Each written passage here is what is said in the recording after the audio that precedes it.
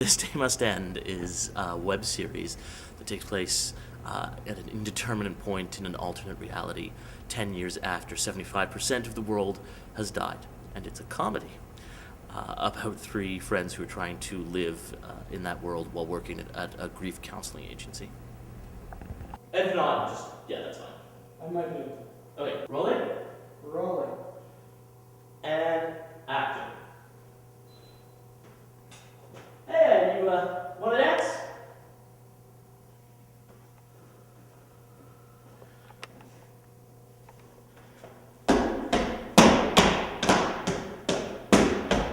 Dancing! Oh, he'll come back when I switch it up to extra hard mode. Okay.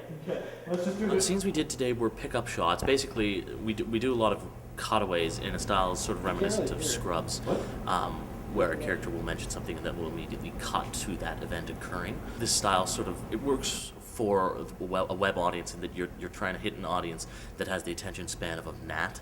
So having really fast-paced, immediate jokes with a payoff that happens within seconds is kind of important. And it's also my style to be fast. So it wasn't a full shoot, it was just me, the cinematographer, and the actor, and that's it. And the scenes had minimal dialogue, were very visual gag based. Why put it on the web?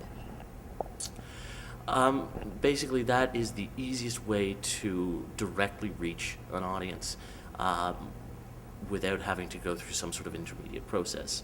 By going on the web, you reach viewers immediately, and you're not hampered by any sort of censorship, you're not hampered by any sort of limitations or regulation whatsoever.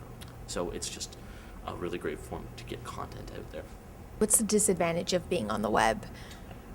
The disadvantage of being on the web is that everyone else is on the web as well, and you're working against thousands of video bloggers, other people who have web series, and the fact of the matter is that anyone with a video camera can do it, and pretty much everyone with a video camera does do it. Describe some of the equipment used today, especially the new camera. What's that about?